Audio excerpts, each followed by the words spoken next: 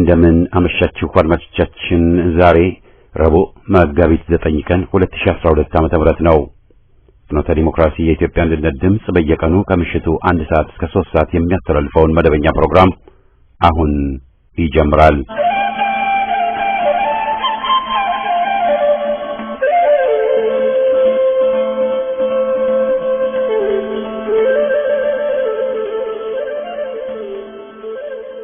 የደምቢዶልዶ ዩኒቨርሲቲ ተማሪዎች የነበሩትና በአክራሪ የኦሮሞ አሸባሪዎች የታገቱት ተማሪዎች ጉዳይ እስካሁን እልባትን አላገኘም።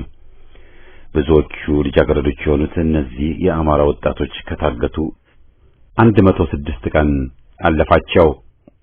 ሁኔታውን በቸልተኝነት የሚመለከተውና የተምታቱ መግለጫዎችን የሚሰጠው ኦህዴድ መራሹ አገዛዝ ለወጣቶቹ ደህንነት ከተጠያቂነት አያመልጥም። ወጣቶችን ለማስፈታት የሚደረገው ትግል መፋፋም አለበት።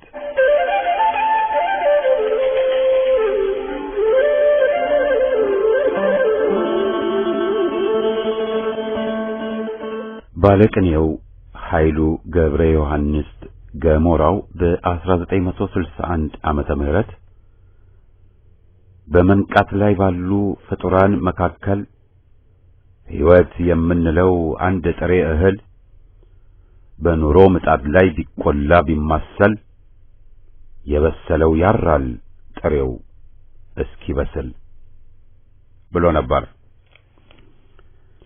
የሽግግር ሂደት በአገራችን ሌላ አማራጭ የለውም። ያገዛዙ ጥራዝ ነጠቆች ስለ ጽንሰ ሐሳቡ ቅንጣትም ዕውቀት እንደሌላቸው በየአጋጣሚዎቹ ራሳቸውን አጋልጠዋል። የሽግግር ሂደቱና የሽግግር መንግስት ለሀገር ሰላምና ሉዓላዊነት ለእኩልነት መፍትሄ ሰጪ ነውና ትግላችን መቀጠል አለበት። እኛም በሽግግር ሂደትና መንግስት ጽንሰ ሐሳብ ላይ ብዥታ እንዳይኖር በተደጋጋሚ ማብራሪያዎችን ማቅረባችን ይታወሳል። ዛሬም የኢትዮጵያ ሕዝባዊ አብዮታዊ ፓርቲ ኢህአፓ ልሳን ዴሞክራሲያ በቅጽ 43 ቁጥር 1 እትሙ በሽግግር ሂደት እንታደግ በሚል ርዕስ ያቀረበውን እናሰማለን። ከዛ በፊት የኢትዮጵያ አላልፍ ያለ በሽታ ዘረኛው አገዛዝ ነው በሚል ርዕስ የቀረበውን የዕለቱን የፍኖተ ዴሞክራሲ ሀተታ እናቀርባለን።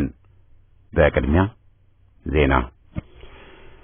በኢትዮጵያ በኮሮና ቫይረስ የተያዙ ሰዎች ቁጥር 6 መድረሱን የህብረተሰብ የጤና ኢንስቲትዩት አስታውቋል።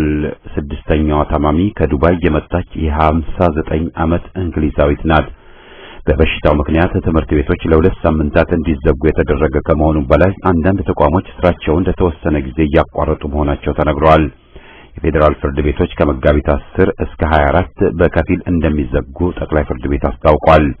የጊዜ ቀጠሮ፣ የዋስትና እንዲሁም ከሀገር ደህንነትና ጸጥታ ጋር ተያያዥ የሆኑ አስቸኳይ ጉዳዮች እየተመዘኑ በተረኛ ችሎት ይታያሉ በማለት መግለጫው ዘርዝሯል። የዓለም ባንክን ጨምሮ በርካታ የውጭ ድርጅቶችና ኤምባሲዎች ቢሮዎቻቸውን የዘጉ ሲሆን ሰራተኞቻቸውንም ከቤት ሆነው እንዲሰሩ በማድረግ ላይ ይገኛሉ። ሁለት ኢትዮጵያውያን ጣሊያን ውስጥ በኮሮና ቫይረስ መሞታቸውን የዜና ተቋሞች ዘገቡ። ሁለቱ ኢትዮጵያውያን እድሜያቸው ከ40 ዓመት በላይ የሆነ ወንድና ሴት ሲሆኑ ወንዱ ለረጅም ጊዜ በጣሊያን የኖሩ መሆናቸው ሲታወቅ ሴትዮዋ ቤተሰብ ለመጎብኘት ወደ ጣሊያን ሄደው እዚያው የቆዩ ናቸው ተብሏል። በሌላ ዜና ማክሰኞ መጋቢት 8 በበሽታው ተይዘው የነበሩና ከኢትዮጵያ ወደ ኬንያ ሂደው የነበሩ የጣሊያን ተወላጆች በኬንያ ባለስልጣኖች ወደ ኢትዮጵያ እንዲመለሱ የተደረጉ መሆናቸው ታውቋል። ይህ ዜና እስከተጠናቀረበት ወቅት ድረስ በዓለም አቀፍ ደረጃ በኮሮና በሽታ የተያዙ ሰዎች ቁጥር 204,251 ሲሆን የሞቱት ሰዎች ቁጥር 8,246 መድረሱ ተረጋግጧል። 82,091 ሰዎች በበሽታው ተይዘው የዳኑ መሆኑንና ቻይና፣ ጣሊያንና ኢራን በርካታ ዜጎቻቸው በቫይረሱ የተያዙባቸውና የሞቱባቸው አገሮች መሆናቸውም ታውቋል። የኮሮና ቫይረስ በኢትዮጵያ ኢኮኖሚ ላይ ከፍተኛ ችግር ሊያመጣ እንደሚችል ምሁራን አሳሰቡ። በኮሮና ቫይረስ ኢኮኖሚያቸው የዳበረ ሀገሮችን ኢኮኖሚ እያናጋ መሆኑ ሲታወቅ ከስቶክ ገበያዎች መውደቅ በተጨማሪ በዓለም አቀፍ ደረጃ የኢኮኖሚ እድገት መውደቅ ሪሴሽን ሊከተል እንደሚችልም ተገምቷል። ምንም እንኳን በኢትዮጵያ እስካሁን በይፋ የታወቀው የኮሮና ተጠቂዎች ቁጥር 6 ነው ቢባልም ሰፊ ምርመራ ስላልተካሄደ ቁጥሩ ከዚህ ሊበልጥ እንደሚችልና በአጭር ጊዜ ውስጥ በአገሪቱ ውስጥ በከፍተኛ ደረጃ ሊሰራጭ እንደሚችልም ተገምቷል። በማንኛውም መከለኪያ ከዓለም ዝቅተኛ የሆነውና በቀላሉ ሊቃወስ የሚችለው የኢትዮጵያ ኢኮኖሚ ከሰው ሕይወት ቀጥሎ አንደኛውና ዋነኛው የኮሮና ቫይረስ ተጠቂ ሊሆን እንደሚችል ምሁራን ተናግረዋል።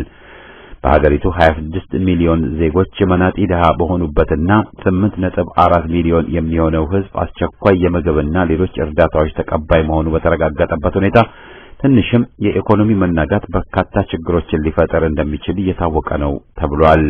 ምንም እንኳን ላለፉት ዓመታት ኢኮኖሚው በጥምር አሃዝ አድጓል የሚል የተዛቡ ግምገማዎች ከዓለም ባንክና ከሌሎች ተቋሞች እየተሰጡ ቢሆንም የሀገሪቱ ዕዳ የሀገሪቱን ጠቅላላ ብሔራዊ ሀብት 58 ከመቶ በያዘበት የበጀት ጉድለቱ ከጠቅላላ የሀገር ውስጥ ምርት ጂዲፒ 3.7 ከመቶ የውጭ ንግድ ጉድለቱ 12.4 ከመቶ ከብሔራዊ አካውንት ጉድለት 4.5 ከመቶ በሆነበት ሁኔታ በሀገሪቱ ኢኮኖሚ በምንም መለኪያ ተስፋ የሚሰጥ አይደለም።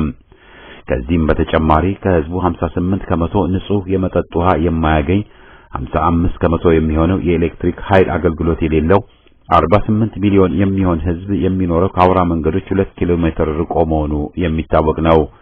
የኮሮና ቫይረስ መስፋፋት ከሚያስከትላቸው ችግሮች አንዱ የሀገሪቱ የጤና ወጪ መጨመር ሲሆን በንግድ ገቢና ወጪ ዕቃዎች ላይ በአገር ውስጥ በሚመረቱ ምርቶች ዋጋዎችና መጠኖች ላይ እንዲሁም በስራ መቀነስ ላይ ችግር እንደሚከተል ባለሙያዎች ይተነበያሉ። እንደተለመደው ከውጭ እርዳታ ካልተገኘ በስተቀር የማገገሙ ሂደት ለረጅም ጊዜ ሊቆይ ይችላል በሚል ስጋታቸውንም ይገልጻሉ። የአባይን ግድብ አስመልክቶ ግብጽ በአረቡ ዓለም በአፍሪካና በምዕራብ አገሮች ከፍተኛ የሆነ የዲፕሎማሲ ዘመቻ የጀመረች መሆኑ የሚታወቅ ሲሆን የግብጽ የመገናኛ ተቋሞች እውነት ያልሆኑና የተዛቡ መረጃዎችን በማስተላለፍ የዘመቻው አካል እንደሆኑ ሰሞኑን ከሚያካሂዱት የስርጭት እንቅስቃሴ ለማወቅ ተችሏል። መጋቢት 8 ቀን አልአህራም ጋዜጣ ኬንያ በአባይ ጉዳይ ላይ የግብጽን አቋም ደግፋለች በማለት የዘገበው ዜና ከእውነት የራቀ መሆኑንና ግብጽ የጀመረችው የሚዲያ ጦርነት አሳሳቢ ሊሆን እንደማይገባው አንዳንድ ለጉዳዩ ቅርበት ያላቸው ወገኖች ያስጠነቅቃሉ። አባይ ግድብ ላይ የሚሰሩ የውጭ ኩባንያዎች ስራቸውን አቋርጠው ካልወጡ ግብጽ ከኩባንያዎቹ ጋር ያላትን ግንኙነት እንድታቋርጥ ለመወሰን ለማክሰኞ መጋቢት 8 ቀጠሮ ይዞ የነበረው የግብጽ ፓርላማ በኮሮና ቫይረስ ምክንያት ሳይሰበሰብ መቅረቱ ለማወቅ ተችሏል። በመጨረሻም የሱዳን አቃቤ ሕግ መስሪያ ቤት የቀድሞ የሱዳን የውጭ ጉዳይ ሚኒስትር የነበረው አሊ ካርቲን እንዲታሰር ትዕዛዝ ያስተላለፈ መሆኑ ታውቋል። ግለሰቡ የቀድሞ የሱዳን ፕሬዝዳንት የአልበሽር በመፈንቅለ መንግስት ወደ ስልጣን ሲመጣ ዋነኛ አቀነባባሪ ነበር ተብሎ የተከሰሰ ሲሆን በተለይ በ90ዎቹ ዓመታት ከፍተኛ የመንግስት ባለስልጣን ሆኖ ለሚሊሻዎች ትዕዛዝ በመስጠት በደቡብ ሱዳን ከፍተኛ ጭፍጨፋ አካሂዷል የሚል ክስ ቀርቦበታል። አድማጮቻችን ለዛሬ ያለን ዜና በዚሁ ይጠቃልላል።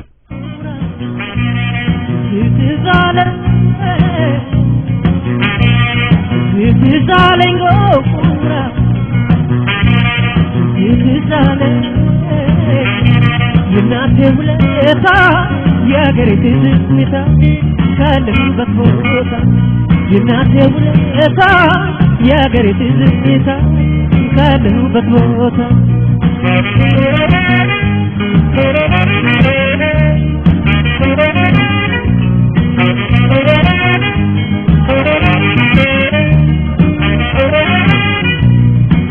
ይዛለኝ ጎበዝ ተደጋግፎ ባላ ጎጆ ሲያልፎ የእናት ቤት ይሰጣል ይዛለኝ አንተ ትብስ እኔ ሁሉም በየፊናው ከዋለበት ጎራ ካለበት ሲነቃ ይዛለኝ እምባዋን አፍስሳ የወላድ መካን ነኝ ብላ ስትጠራ ይዛለኝ ልጇ ሲደርስላት አለሁልሽ ሲላት ጎንበስ ቀና እያለ ብድሯን ሲከፍላት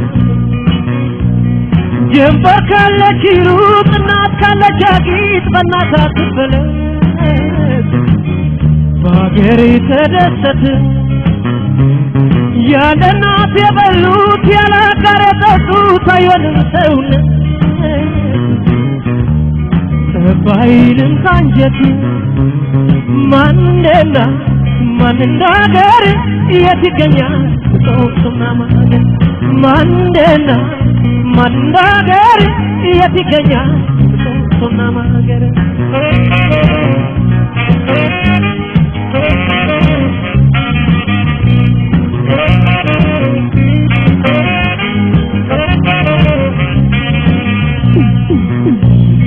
Zalen gora Zalen Zalen gora Zalen Yinate uleta Yagare dinita Kalim batho Yinate uleta Yagare dinita Kalim batho የኢትዮጵያ አላልፍ ያለ በሽታ ዘረኛው አገዛዝ ነው። ዘረኞቹ ሊደብቁ ሞክረው አልሳካ ሲላቸው አዎ በሽታው መጥቶብናል 5 ሰው ይዟል ብለው መለፍለፍ የጀመሩት በሽታውን ከቻይና ይዘውት ከመጡ ቆይቷል ያልነውን የሚያስተባብል አይሆንም። እንኳን ተሳፋሪው አስተናጋጆቹም መከላከያ ጭንብል ሳይሰጣቸው ሲጓዙ መክረማቸው እውን ከመሆኑ ባሻገር በአየር መንገድ የሀገር ቤት ማረፊያዎችና ሆቴሎች ሳሙና ድራሹ መጥፋቱም ተጋልጧል። ውሃ የለም እንጂ ሳሙናማ ቢኖር ነው ነገሩ። የኢትዮጵያ ሕዝብ በወረርሽኝም የሚያዝ ሰውነት አጥቷል። ያልያዘውና ያልጨረሰው በሽታ የለም።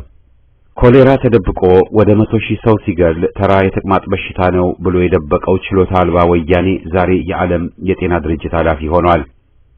የአፍሪካን ሕዝብ ቁጥር መቀነስ በሚለው የነ ቢል ጌትስ ሴራ ተካፋይ በመሆኑ አሹመውታል።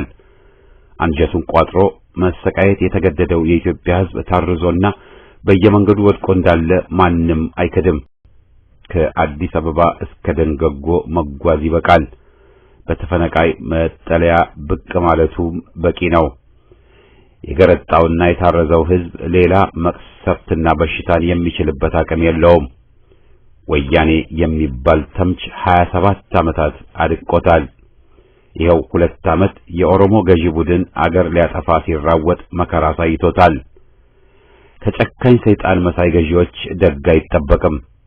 ወረርሽኝ በሽታ መስፋፋቱ ሰርጋቸው ነው። ጥጋብን እንጂ ጥጋበኛን የማይፈልግ ሕዝባችን ላይ ባዕዳን ያስቀመጡት ሹም ጠግቦብናል። ሕዝብን መናቆን ነጋ ጠባ እየነገረና እያሳየንም ነው።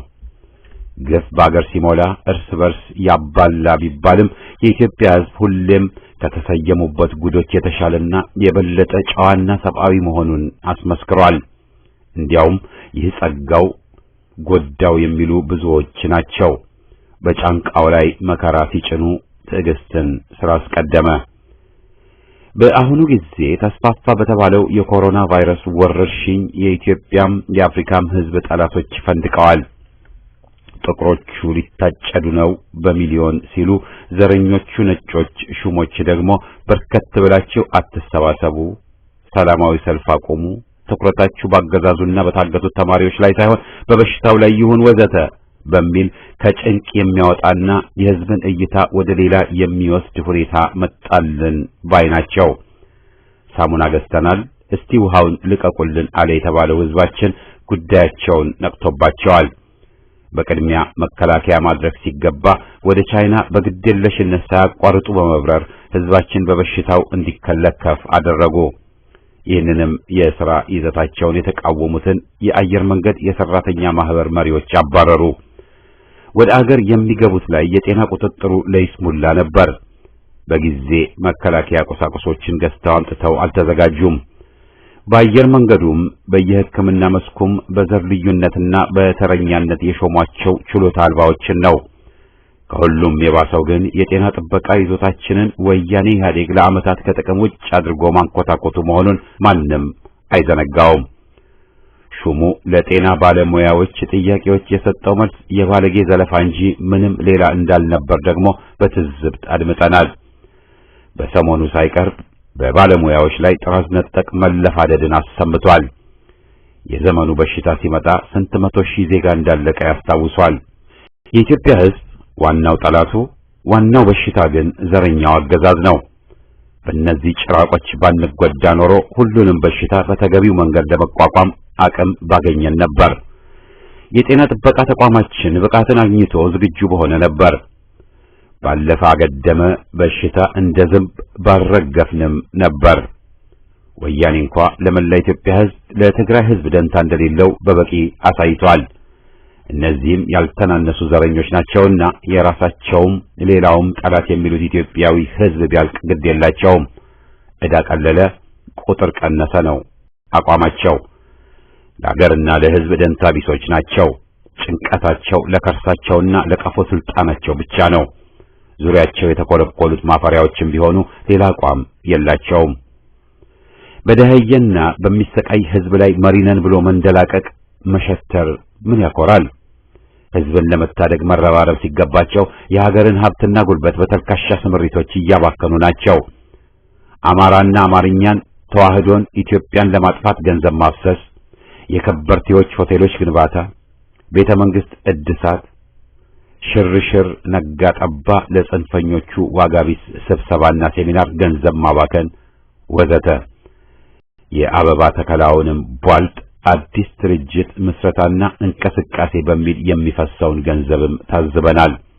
ለስልጣን ከበቁ ጀምሮ ሕዝብን ማዘናጋትና ማደናገርን እንደ ፖለቲካ ዘዴ የወሰዱትና ነገሩ እጅ ማለቱን መገንዘብ ያቃታቸው ሹሞች ምንም ሳያፍሩ አገር ወዳድ መስለው ወያኔ በባድመ ጉዳይ እንደሾፈረን እነሱም በአባይ ጉዳይ ግድብ ሊጠቀሙብን መጋዣዎቻቸውን አሰልፈው ማሰማራታቸውንም ታዝበናል።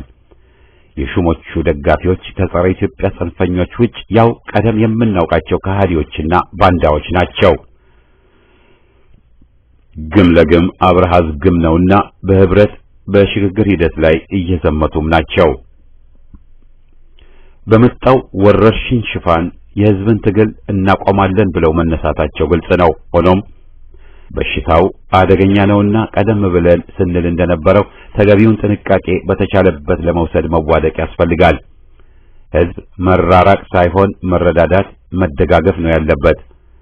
በሀገር ላይ የመጣ በሁላችን ላይ የመጣ በመሆኑ ባገዛዙ ሳይሆን በራሳችን የጋራ ጥረት ላይ መተማመን አለብን።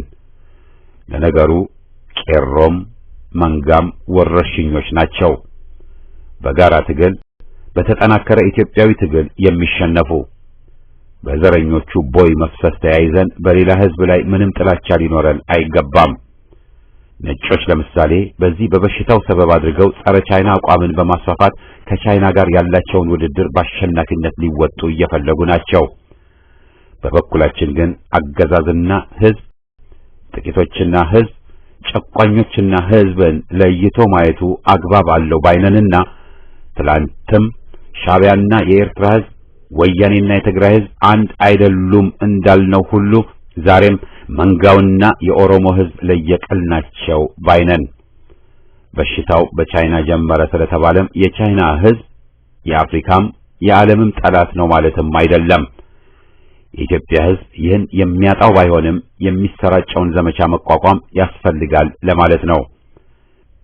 በየመንገዱ የወደቁትና በየመጠለያው ረዳት አልባ የወደቁ ወገኖቻችን ለጥቃት በከፍተኛ ደረጃ የተጋለጡ በመሆናቸው ልንታደጋቸው አስፈላጊ ነው። የዜግነት ግዳጃችንም ነው። እስር ቤቶች የስቃይና ሞት መፈልፈያዎች ናቸውና ብዙ ሺዎች እስረኞች በቂሊንጦም፣ በዝዋይም፣ ብር ሸለቆም፣ ዴዴሳም ወዘተ የታገቱ ወገኖቻችን ኢራን እንዳደረገው ሁሉ በአስቸኳይ ይፈቱ ዘንድ የጋራ ድምጻችን ይሰማ። የታገቱና የታሰሩ ወገኖቻችን በአስቸኳይ ይፈቱ። ጸረ ዘረኛው ትግላችን አይቀዝቅዝ። ድል ለኢትዮጵያ ሕዝብ፣ አገር አድን ተጋድሎ።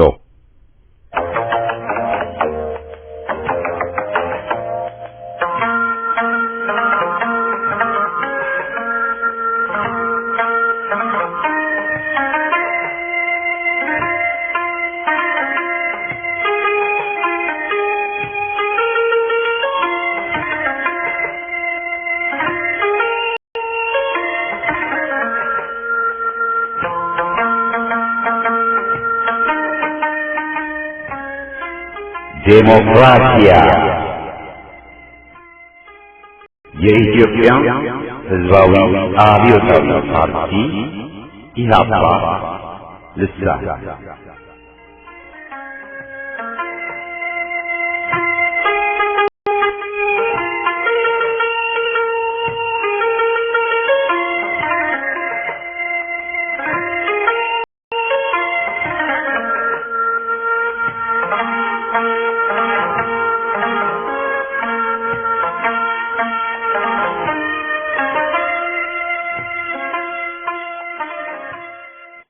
ቅጽ 45 ቁጥር 1 በሽግግር ሂደት እንታደግ።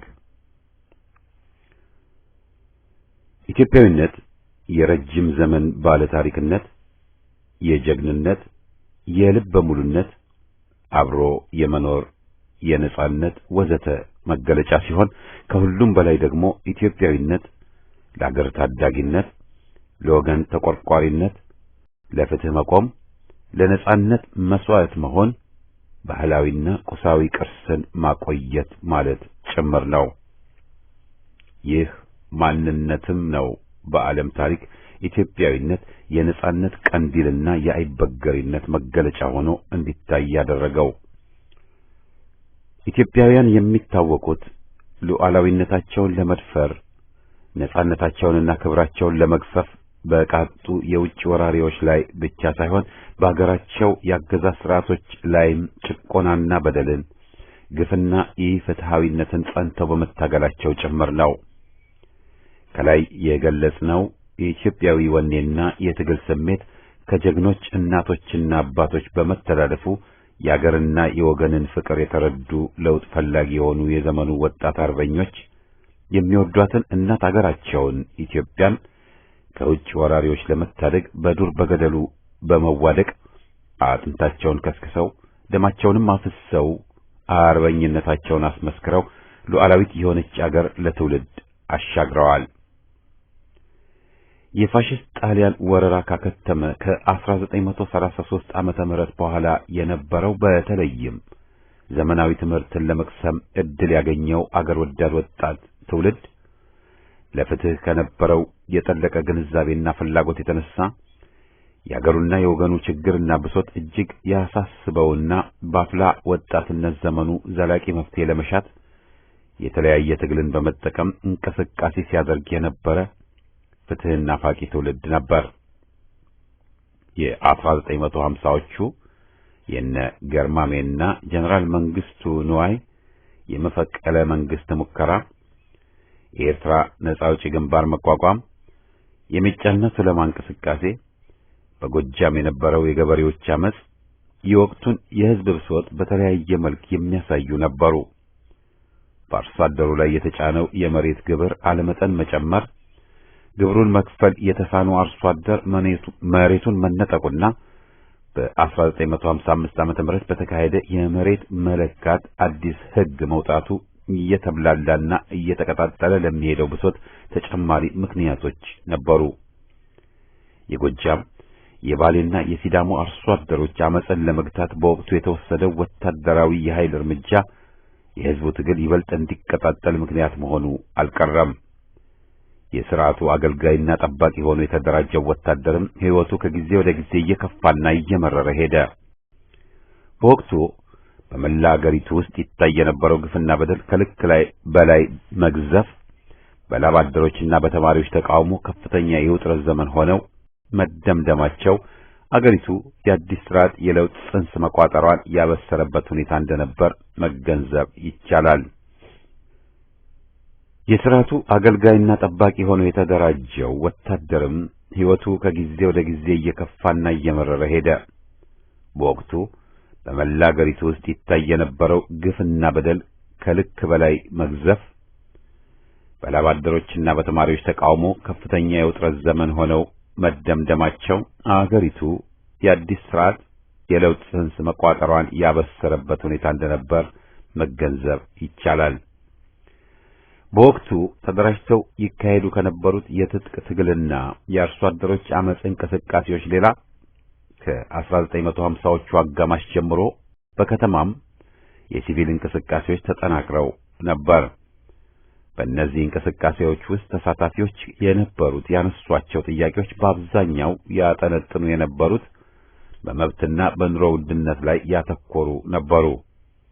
የአየር መንገድ አድማ፣ በ1959 እና በ1960 ዓ.ም የተደረገው የአውቶቡስ ሹፌሮችና የማተሚያ ቤት ሰራተኞች አድማ እንዲሁም በ1965 ዓ.ም የተካሄደውን የባንክ ሰራተኞችን አድማ ለአብነት መጥቀስ ይቻላል። ከታህሳሱ መፈንቅለ መንግስት እንቅስቃሴ በኋላ የተከተለው የ1960ዎቹ ወጣት ትውልድ ለኢትዮጵያ አንድነትና ሉዓላዊነት ተጠብቆ መቆየት ቀናኢ፣ ፍትህና ፋቂ፣ አምባገነን ገዢዎችን ተቃዋሚና ተሟጋች እንዲሁም ለውጥ ፈላጊ ለመሆኑ የትግል ታሪኩና ተግባሩ ምስክር ናቸው። የዚያ ትውልድ የተማረ ክፍል የኢትዮጵያን ሁኔታ እንዴት መለወጥ እንደሚቻል ባንክሮ መጠየቅ እየጀመረ የአገሩን የቅርብና የሩቅ ሁኔታዎች ለመረዳት የአካባቢውንና የአፍሪካን ሰፋ አድርጎም የዓለም አቀፉን ተጨባጭ ሁኔታ ለማየት የሞከረ መሰረታዊ የሰው ልጅ መብቶችንና ፍላጎቶችን በውል የተረዳ ትውልድ ነበር። ያ ትውልድ እድሜውና ዕውቀቱ በፈቀደለት ደረጃ ከመመራመር አልፎ ዕውቀትና አቅሙ የፈቀደለትን ሁሉ ለማገናዘብ ተገቢውንም ትምህርት ለመቅሰምና በአግባቡም ለመፍታት ይቻላል የሚል ተስማሚ ንድፈ ሐሳባዊ መመሪያ ለማግኘትና የሚወዳት ሀገሩን ወደ ተሻለ ደረጃ ለማድረስ ቅን በሆነ አእምሮ የሚችለውን ሁሉ ለማድረግ ከልቡ ጥሯል። ለሀገሩና ለሚወደው ሕዝብ ሲልም መከፈል የሚገባውን የሕይወት መስዋዕትነትም ከፍሏል። ያ ሀገር ወዳድ ትውልድ አገሪቱን ለውጭ ባለሀብቶችና ጎጂ ተልእኮ ለነበራቸው ባዕዳን ሚስዮናውያን ሚሽነሪዎች በሯን በርግዶ ሕዝቧን ለብዝበዛ ደህንነቷን ለአደጋ ያጋለጠ ኋላ ቀር ስርዓትንና እንዲሁም በዓለም አቀፍ ደረጃም ተስፋፍቶ የሰው ልጅ እኩልነትንና መሰረታዊ የሰብአዊ መብትን በመጻረር ብዝበዛ ያካሄድ የነበረውን የቅኝ አገዛዝ አጥብቆ ሲቃወምና ሲታገልም የነበረ ብርቅዬ ትውልድ ነበር። በወቅቱ በመላ አገሪቷ የተዛባ ፍትህ፣ ዝቅተኛ የትምህርትና የጤና አገልግሎት፣ የተስፋፋ ስራ አጥነት መስፈናቸውን ተገንዝቦ የዜጎችን መብትና ጥቅም ለማስከበርና በእኩልነት ላይ የተመሰረተ አገራዊ አንድነትን ለማጠንከር ማህበራዊ ፍትህን ለማስገኘት ፈጣን ኢኮኖሚያዊና የቴክኖሎጂ እድገት ለማምጣት ትልቅ አገራዊ ራዕይ አንግቦ ብሩህ ተስፋን ሰንቆ ተሰባስቧል፣ ተደራጅቷል፣ ለትግልም ተሰልፏል። ይህ ለውጥ ፈላጊ የህብረተሰብ ክፍል ነው እነዚህን ከላይ የጠቀስናቸውንና ሌሎችንም ክቡር ዓላማዎች ከግባቸው ለማድረስ በፖለቲካ ድርጅት መልክ ተደራጅቶ ህዝባዊ የለውጥ እንቅስቃሴን በህዝቡ ውስጥ ለማድረግ በቅድሚያ የኢትዮጵያ ህዝቦች አንድነት ድርጅት ኢህአድ፣ በኋላም የኢትዮጵያ ህዝባዊ አብዮታዊ ፓርቲ ኢህአፓ የሚል ስያሜ ያገኘውን በአገሪቱ ታሪክ የመጀመሪያውን ዘመናዊ የፖለቲካ ፓርቲ በሚያዝያ ወር 1964 ዓ.ም የመሰረተው። ኢህአፓ የተመሰረተው በወቅቱ አገሪቱ የነበረችበት ነባራዊ ሁኔታ መሰረታዊ ለውጥን ግድ በማለቱና ይህን ትግል ሲመራ የሚችል ዘመናዊ የፖለቲካ ፓርቲ መመስረት አስፈላጊ ግዴታ በመሆኑ ነበር። የፓርቲው መስራቾች ፓርቲውን የመሰረቱት ፓርቲ ያስፈልገናል በሚል ግልብ ስሜት ተነሳስተው ሳይሆን በኢትዮጵያ ለውጥን ጠያቂ የሆነ አብዮታዊ ሁኔታ መኖሩንና ይህንንም የሚመራ ተራማጅ የፖለቲካ ፓርቲ አስፈላጊ መሆኑን አስቀድመው በመረዳታቸውና በማየታቸውም ነበር። በየካቲት 1966 ህዝባዊ አብዮት ይከሰታል የሚል ትንቢት ባይኖርም የፓርቲው መስራቾች እየጨመረ የነበረውን የህዝብ ብሶትና በአጠቃላይም የኢትዮጵያን ተጨባጭ ሁኔታ በተገቢው መንገድ ተገንዝበው መጪው ሁኔታ ምን ጠያቂ ሊሆን እንደሚችል አስቀድመው ማየት የቻሉ ነበሩ። በሌላ በኩል ደግሞ ለኢትዮጵያ አብዮታዊ ሁኔታም ሆነ የተባለውን ፓርቲ ለመመስረት የሚያበቃ ሁኔታ የለም ያሉና በኋላ ደርግን የተቀላቀሉት ክፍሎችም ሁኔታዎችን በተገቢው መመርመር የተሳናቸው ከዛን ጊዜ ጀምሮ ነበር ማለት ይቻላል። ፓርቲው ተመስርቶ እንቅስቃሴ የጀመረበት ወቅት ስዩመ መለኮትነት መለያ ያደረገውና ከ40 ዓመት በላይ የቆየው የዘውድ አገዛዝ ገበሬውን በጭሰኝነት ከፍተኛ ግብር በመጫንና በጉቦ በዘቀጠ የፍርድ ስርዓት ተብትቦ የያዘበት፣ ሰራተኛው በውጭ ኩባንያዎች ለአስከፊ ብዝበዛና ዘረኝነት የተጋለጠበት የአገሪቱም ሉዓላዊነት በጥያቄ ውስጥ የገባበትና ሴክተር ሪቪው የተባለው ትውልድ ገዳይ የትምህርት ፖሊሲ በሥራ ላይ እንዲውል የታቀደበት ሕዝብ በኑሮ ውድነት የሚሰቃይበት በርካታ ዜጎች በረሃብ የሚረግፉበት ብሔረተኛ እንቅስቃሴዎች ብቅ ብቅ ያሉበት ወዘተ ሁኔታ ሲሆን በሌላ በኩል ደግሞ የዘውዱን አገዛዝ በመቃወም አርሶ አደሩና ሰራተኛው በተለይም የተማረው ክፍል አልገዛም ብሎ የተነሳበትና መሬት ላራሹ የድሃው ልጅ ይማር፣ ለሰራተኛው የደሞዝ ጭማሪ፣ ህዝባዊ መንግስት ይቋቋም ብሎ ድምፁን ያሰማበትና የአዲስ ስርዓትና አስተዳደር ፍላጎት የአሮጌውን ሽረት የጠየቀበትና አገራችን የካቲትን ያረገዘችበት ወቅት ነበር። በ1966 ዓመተ ምህረት የካቲት ወር በኢትዮጵያ ውስጥ የተጀመረው ሁሉም የህብረተሰብ ክፍል የተሳተፈበት የሥርዓት ለውጥ እንቅስቃሴ በመላው የአገሪቱ ክፍል ሲፈነዳ ኢህአፓ እንደ ፖለቲካ ድርጅት ከተመሰረተ ገና 2 ዓመቱ ነበር። በወቅቱ በመላው የአገሪቱ ክፍል እንደ ሰደድ እሳት የተቀጣጠለው የለውጥ እንቅስቃሴ ኢህአፓን ከሞላ ጎደል በመላ የአገሪቱ ከተሞች ቶሎ እንዲደራጅና እንዲጠናከር ረድቶታል። የኢህአፓ ልሳን የሆነችው ዴሞክራሲያም በወቅቱ የኢህአፓ ልሳን መሆኗ ሳይገለጽ እስከ ነሐሴ 1967 ዓመተ ምህረት ማለትም እስከ ፓርቲው እወጃ ነሐሴ 26 ድረስ ባለማቋረጥ በተከታታይ እንድትወጣ ተደርጓል። ዴሞክራሲያ አንቂ ብቻ ሳትሆን አደራጅም ለመሆን አገልግላለች። ዛሬም ይህንኑ ሚናዋን ሳታቋርጥ ቀጥላለች። ዴሞ በአገሪቱ ውስጥ የሚታዩትን አብይ ፖለቲካዊ፣ ኢኮኖሚያዊ፣ ማህበራዊ ወዘተ ጥያቄዎችን እያነሳች የት ደርሰናል፣ ምንስ ይጠበቅብናል በሚሉና የአገራችንን መጻኢ ሁኔታዎች በመዳሰስ የኢትዮጵያ ሕዝብ ከአምባገነኖች ጭቆና ለመላቀቅ የሚያደርገውን ትግል አቅጣጫ በመጠቆም የበኩሏን ታሪካዊ ኃላፊነት ለመወጣት የምትሞክር የድርጅቱ ልሳን ነች። ራሱን ደርግ በሚል የሰየመውን ወታደራዊ አምባገነን አገዛዝ ጸረ ዴሞክራሲያዊ ገጽታዎች በማሳየት አምባገነናዊና ፋሽስታዊ ባህሪያት እንዳሉት በመግለጽ ሕዝቡ ያነሳቸውን የመሬት ላራሹ የዴሞክራሲና የሕዝባዊ መንግስት ጥያቄዎችን በማብራራትና የትግል አቅጣጫን ሳታቋርጥ በመጠቆም ከፍተኛ ሚናን ተጫውታለች። ይህንኑ ታሪካዊ ሚና ዛሬም በቀጣይነት እየወጣች ትገኛለች። የኢህአፓ መለያ ከሆኑ ጎላ ብለው የሚታወቁ እሴቶቹ መካከል በሕዝብ ተወዳጅነቱ፣ ድርጅታዊ ነጻነቱ፣ መጪ ሁኔታዎችን አስቀድሞ በማየቱ በሕዝብና በአገሩ ሉዓላዊነት የማይደራደር ወይም አይበገሪነቱን ወዘተ ማንሳት ይቻላል። በኢትዮጵያ አብዮት ሊከሰት እንደሚችል ቀደም ብሎ ማየቱ፣ የካቲት አብዮት በጊዜያዊ ህዝባዊ መንግስት ካልተተካ የተደራጀው ኃይል የወታደሩ ክፍል የህዝቡን ስልጣን ሊነጥቅ እንደሚችል በአጽንኦት ማሳሰቡ፣ ራሱን ጊዜያዊ ወታደራዊ አስተዳደር ደርግ በሚል ስልጣን የያዘው ወታደራዊ አገዛዝ ያራመደው የኢትዮጵያ ትቅደም ያለምንም ደም የሚለው መፈክር ህዝቡን ማዘናጊያ ከመሆን እንደማያልፍ፣ ስልጣኑን በፈቃዱ እንደማይለቅና እንዲያውም አገሪቱ በፍጹማዊ የፈላጭ ቆራጭ ፋሽስታዊ አገዛዝ መዳፍ ስር ልትወድቅ እንደምትችል አስቀድሞ ማስጠንቀቁ፣ ወታደራዊው አገዛዝ ባለቀለትም ጊዜ ህወሓት በሚል ስም የሚንቀሳቀሰው የወያኔ ቡድን ስልቱን ቀይሮ ኢትዮጵያዊ ነኝ በሚል ወደ ስልጣን ከመጣ አገሪቱን በዘር ከፋፍሎ ልትወጣ ወደማትችል ቀውስ ሊከታት የሚችል ጸረ ኢትዮጵያ ጠባብ ብሔረተኛ ቡድን መሆኑን አሳውቆ አገር ወዳድ ኃይሎች ሁሉ ይህን ለመከላከል በአንድነት መቆም እንዳለባቸው ማስጠንቀቁ የሚጠቀሱ ናቸው። ለኢትዮጵያ ህላዌ ለሐቀኛ ዴሞክራሲያዊ ስርዓት ያለውን በጎ ፍላጎትና ለዚህና ለሀገርም ሲባል ሊከፈል የሚገባ መስዋዕትነት ካለ በጊዜውና በቦታው በተግባር ለመክፈል ያለውን ዝግጁነትም ገላጭም ሆኖ እናገኘዋለን።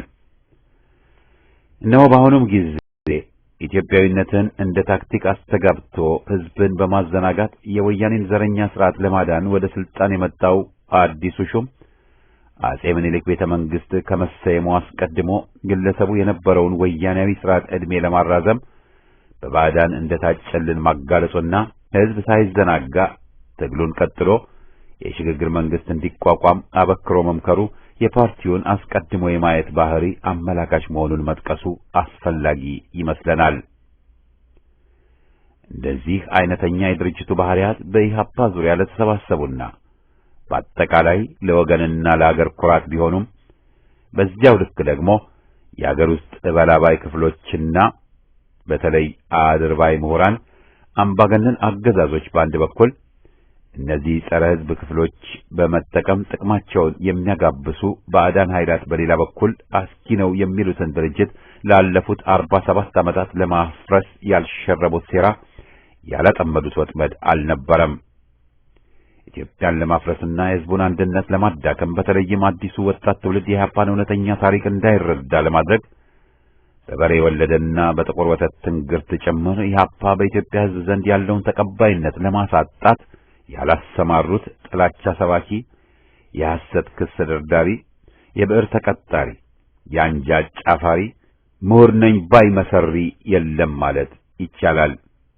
እነዚህ የአገርና የሕዝብ ጠላቶች ያልተረዱት ነገር ቢኖር ኢህአፓ ማለት እስራትና ሞት፣ ስደትና ግርፋት፣ ጊዜና ፈተና የማይነቀንቀው የዓላማ ጽናትን ሥጋ ወደሙ ያደረገ የሕዝብ ወገን መሆኑን ነው።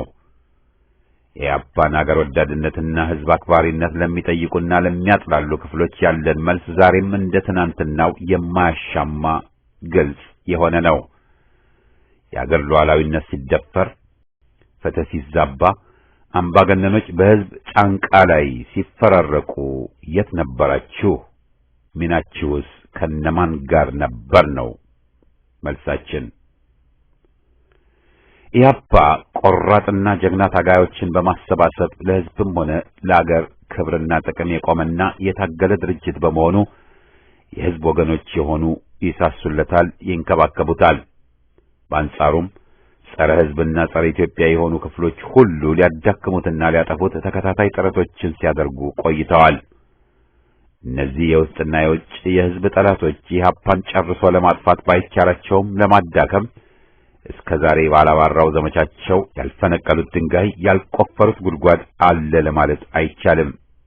በኢህአፓ ላይ እስከ ዛሬ የዘመቱትን ክፍሎች ማንነት በጥልቀት ስንመረምር ሁሉም ለአቋማቸው በቂ ምክንያቶች እንዳሏቸው እንገነዘባለን። ባዕዳን ኃይሎች በተለይም ምዕራባውያንና አረቦቹ ኢህአፓ የኢትዮጵያ ነጻነትና ሉዓላዊነት ይከበር በማለቱና በጥቅም የማይገዛ በመሆኑ የኢትዮጵያን ድንበር የደፈሩትን ሱዳን፣ ሶማሊያ ወዘተ በጽናት በመቃወሙ በጠላትነት ፈርጀው በየፊናቸው አጥቅጠውታል። ኢህአፓ የኢትዮጵያ አገራዊ ሉዓላዊነት ይከበር በማለቱ በእኩልነት ላይ ለተመሰረተ የአገር አንድነት አቋም በመያዙና ጠባብ ብሔረተኞች አገር ለመገነጣጠል በሕዝብ መካከል ጥላቻን ለመፍጠር የኢትዮጵያን ታሪክ በርዘው ህልውናዋን ለመሰረት ሲሞክሩ አይሆንም በማለቱ ከወያኔ እስከ ሻዕቢያ ከኦነግ እስከ ምዕራብ ሶማሌ ነጻ አውጪ ግንባር በጠላትነት መድበው አብረው ወግተውታል፣ ታግለውታል፣ ሊያጠፉትም ጥረዋል። የተለያዩ ዓላማ ያላቸው የድርጅቱ ጠላቶች ኢህአፓን ከውስጥ ለመከፋፈልና ለማዳከም ከውስጡ የበቀሉ እንክርዳዶችን እንደ መሳሪያ በመጠቀም ድርጅቱን ለማፍረስ ጥረት አድርገዋል። ዓላማችንን ቀይረን ቃል ኪዳናችንን አፍርሰን ለአምባገነኖች ለጉልበተኞች እንደር በማለት በድርጅቱ ውስጥ አቋም ይዘው የተንቀሳቀሱትን ከሃዲ አንጃዎች አሻፈረኝ ስላላቸው ለጠላት ወዶ ገባ ሆነው ድርጅቱን አውግዘውታል። ከጠላትም ወግነው ዘምተውበታል።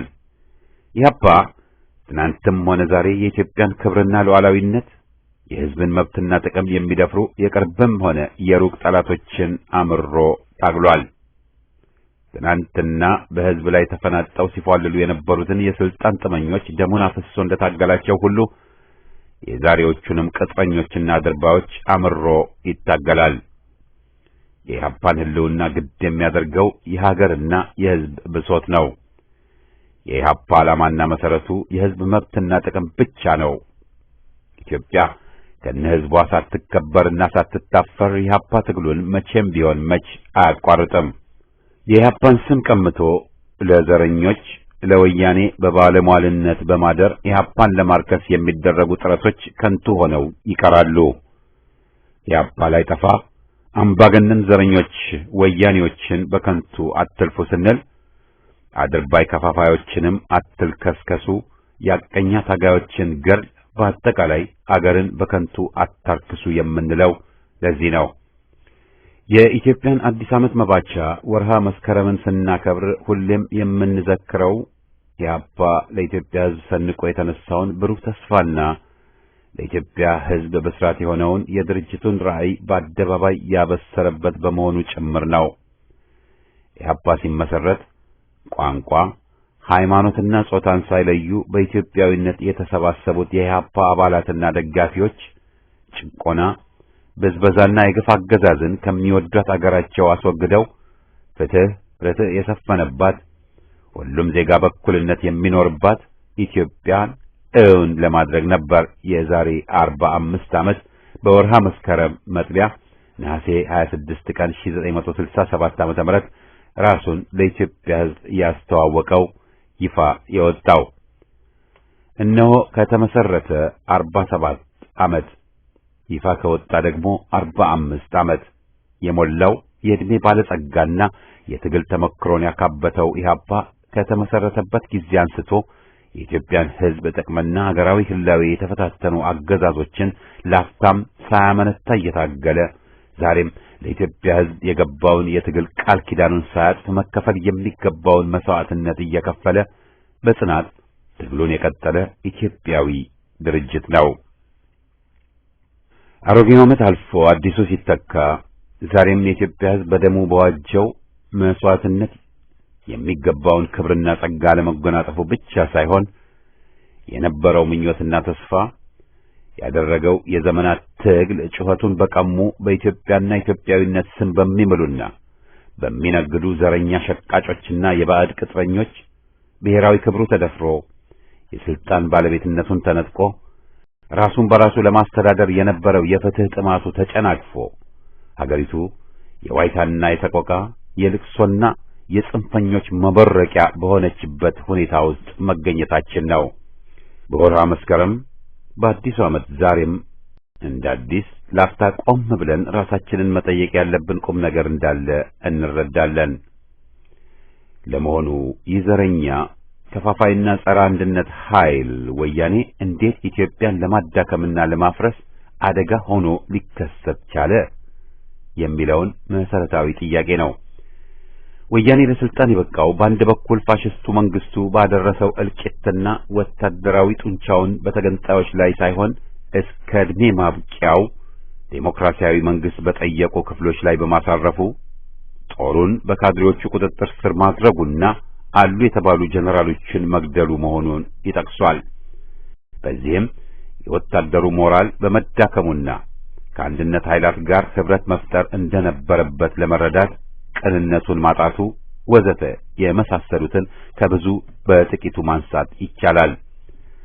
በሌላ በኩል ደግሞ አገር ወዳዱ ዜጋ ለደርግ በነበረው ጥላቻ ተዘናግቶ በውዥንብር ተጠምዶ ለወያኔ ሰለባ በመዳረጉ መሆኑ የሚካድ አይደለም። ዛሬም ለውጥ የለም ስንል ያለፈው እንዳይደገም ማለታችን ነው።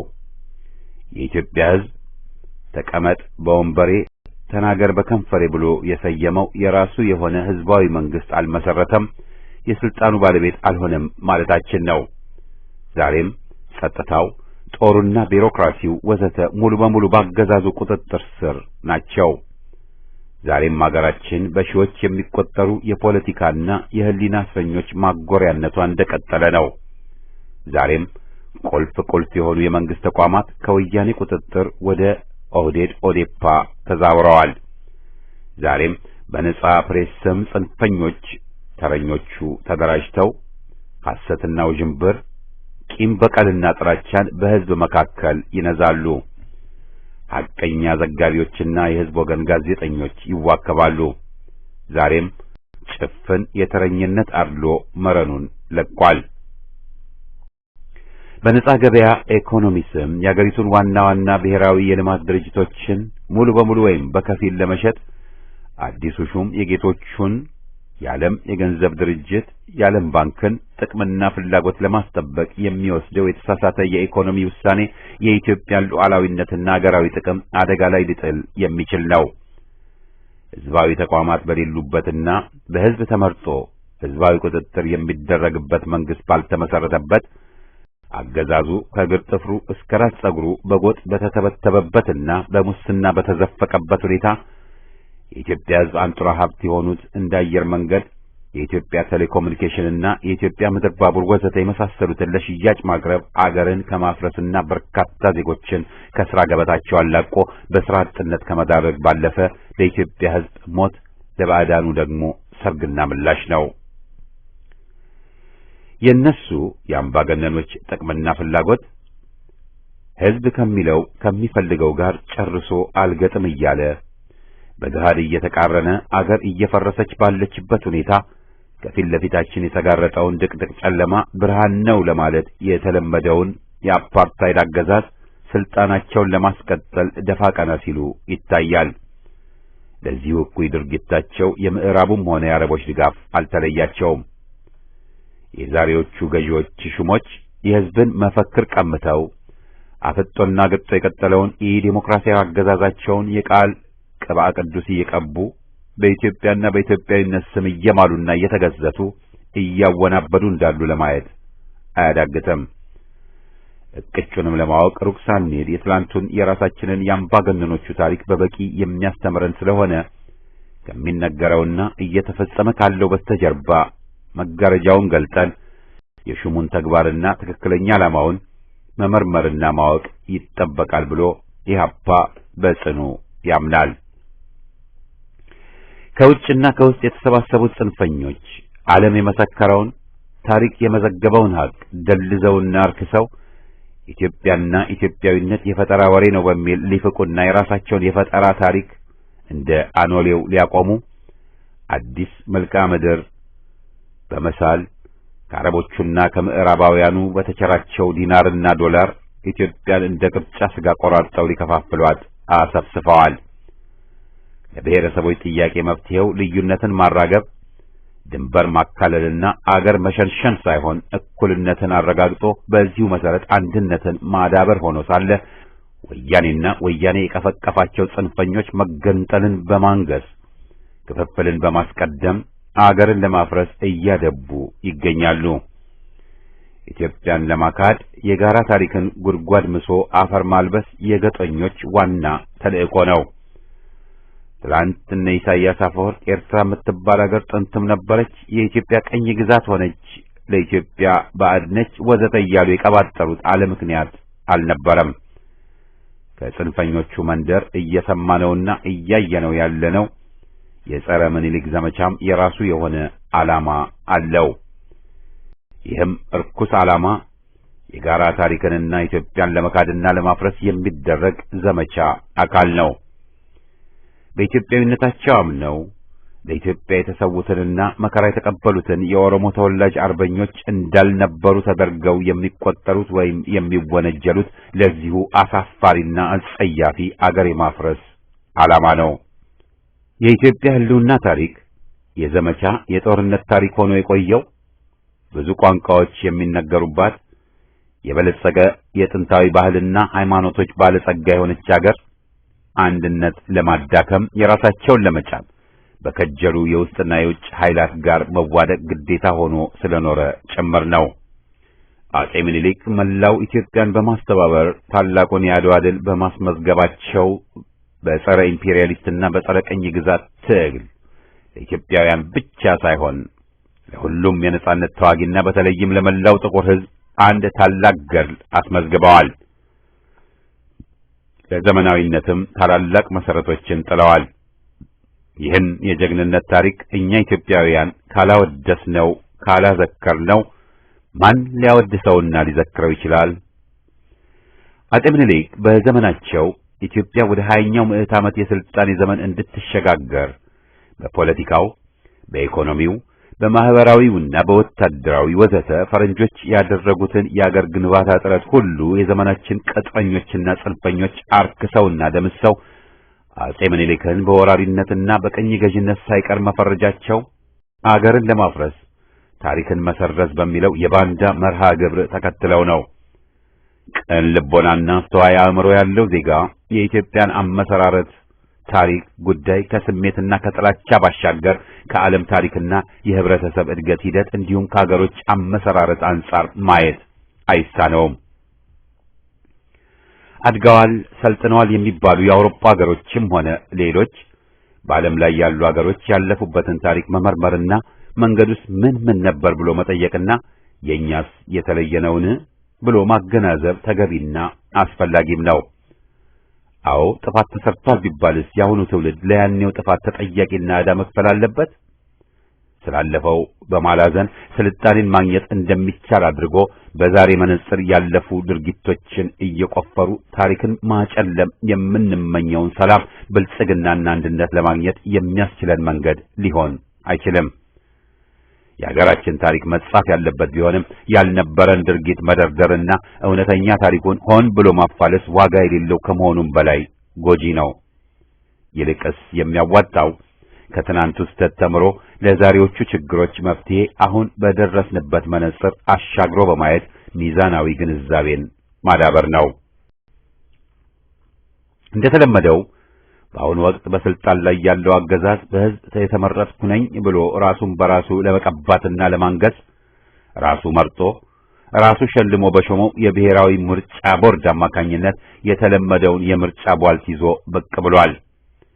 ይህ የኢትዮጵያን ሕዝብ ሬት ያሰኘ የተለመደ ወያኔያዊ የማጭበርበሪያ ተውኔት ለኢትዮጵያ ሕዝብ በአዲስ ዓመት አዲስ ምዕራፍ የሚከፍት ሳይሆን ቀጣይ የስቃይና የመከራ አገዛዝን የሚያራዝም ሕዝቡን ለበለጠ ስቃይና መከራ የሚዳርግ አገራችንንም ለበለጠ አደጋ የሚጋብዝ ነው። እንደተለመደው የወያኔ ድራማ ወያኔ ከራሱ ጎጠኛ ከጎጠኛ ተወዳድሮ በአሸናፊነት ወጥቶ ያው ለ28 ዓመት እጅ ያለውን ጎጠኛ አገዛዝ በምርጫ ስም አቀናጅቶና በታማኝ ተቃዋሚዎቹ አሳጅቦ በፈጣሪዎቹ በባዕዳኑ ቡራኬውን ተቀብሎ አገዛዙን ለማስቀጠል ነው። ስለሆነም በቃኝ እምቢኝ ማለትን የረሳ ሕዝብ ሁሌም በጨቋኞች ይቀየዳልና በወያኔ ምርጫ ተገኝተን ለወያኔ የምርጫ ድራማ ተዋናይ አንሆንም ማለትና በምርጫው አለመሳተፍ የሚካሄደው ምርጫ የዘረኞችና የአምባገነኖች ሸፍጥ መሆኑን ማሳየት አገሩን ከሚወድና ባርነትን ከሚጸየፍ ዜጋ የሚጠበቅ ተግባር ነው።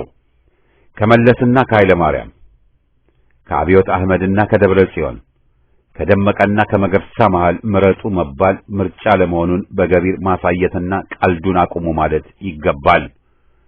አገርን ለማፍረስ ከተነሱ ጎጠኞች ጋር መተባበር አገርን የሚያፈርስ ሰነድ ላይ ፊርማን የማስቀመጥ ያህል ከባድ መሆኑንም ከልብ ያጤነዋል። ወያኔ ተመረጠ አልተመረጠ የራሱ ጉዳይ ቢሆንም ከራሱ ጋር ተወዳድሮ መመረጡ አይቀሬ ነውና የሱም ቧልት ለራሱ ለወያኔ ተተልለት ልንታገለው ይገባል። አስቀድመን እንደተናገርነው ዛሬም እንደ ትናንትናው በስልጣን ላይ ያለው ያው ራሱ ዘረኛው ወያኔ ነው። ስልቻ ቀልቀሎ፣ ቀልቀሎ ስልቻ።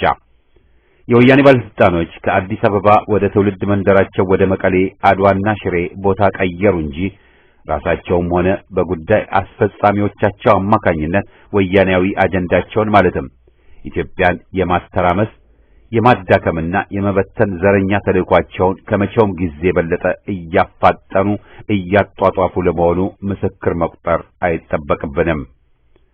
ኢህአፓ ራሱን ለኢትዮጵያ ሕዝብ ይፋ የወጣበትን 47ኛ ዓመት ነሐሴ 26 2011 ሲዘክር በአዲስ ዓመት ብሩህ ተስፋን ሰንቆ ለኢትዮጵያ ሕዝብና ለሚወዳት እናት አገሩ ሲመሰረት የገባውን ቃል ኪዳን አድሶ ዛሬም እንደ ትላንትናው ዘረኛውን አምባገነን አገዛዝ ለማስወገድ የሚያደርገውን ሕዝባዊ ትግል በጽናት ለመቀጠል ቃል ይገባል።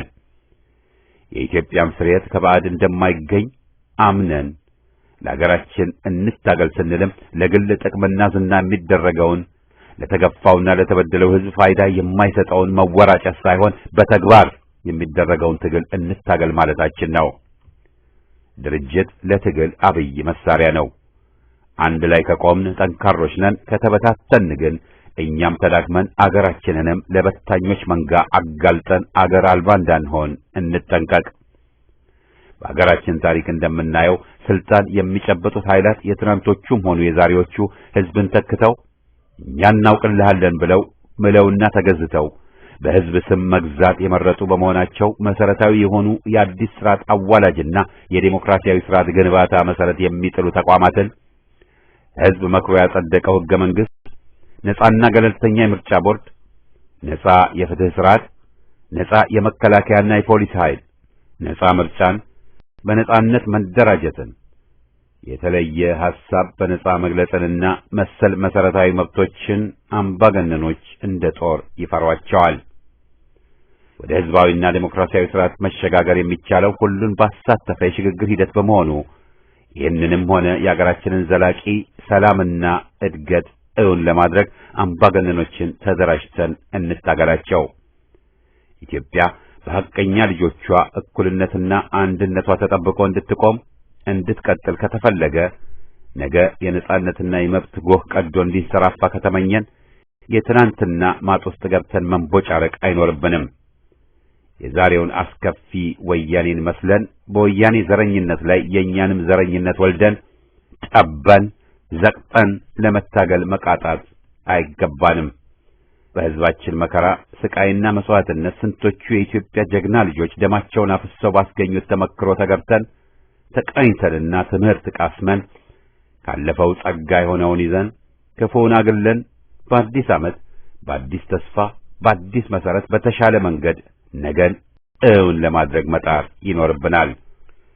አሮጌው ዓመት ሄዶ አዲሱ ሲተካ መስከረምም ሲጠባ ትግላችን ወያኔን በኦህዴድ ኦዴፓ እና ኦነግ ለመተካት ከሆነ በደም መቀለድ ይሆናል።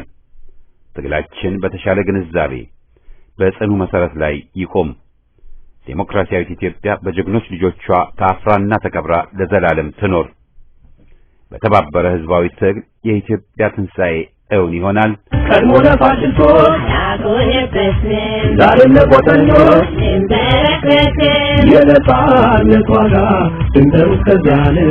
በዘርን አስመርቅ ግንባርክን አሳየው ግንባርክን አሳየው ግንባርክን አሳየው ግንባርክን አሳየው ግንባርክን አሳየው ለመድብ ለፓርቲ ቀድሞ የታገለ መቃይ ተፋላሚ ታግሎም ያታገለ ሕግ የበላይ ይሁን ብለህ ያስተማርከው ሉዓላዊነትን በክብር የያዝከው የአገር ክብር መላሽ ኢህአፓ እውነት ነው የሕዝብ ተስፋ ነህ። ግንባርክን አሳየው ግንባርክን አሳየው ግንባርክን አሳየው ግንባርክን አሳየው ግንባርክን አሳየው ግንባርክን አሳየው ግንባርክን አሳየው ግንባርክን አሳየው ግንባርክን አሳየው ቅንነት የሞላው ሁሉንም ያቀፈ ዓላማው በጥናት በግልጽ የተጻፈ ለፍትህ የቆመ በደልን የጠላ የጨለማው መብራት የእውነት ብርሃን ፋና እምነት፣ ጽናት፣ ፍቅር ኢትዮጵያዊነት ነው። እናሸንፋለን። ግንባርክን አሳየው ግንባርክን አሳየው ግንባርክን አሳየው ግንባርክን አሳየው ግንባርክን አሳየው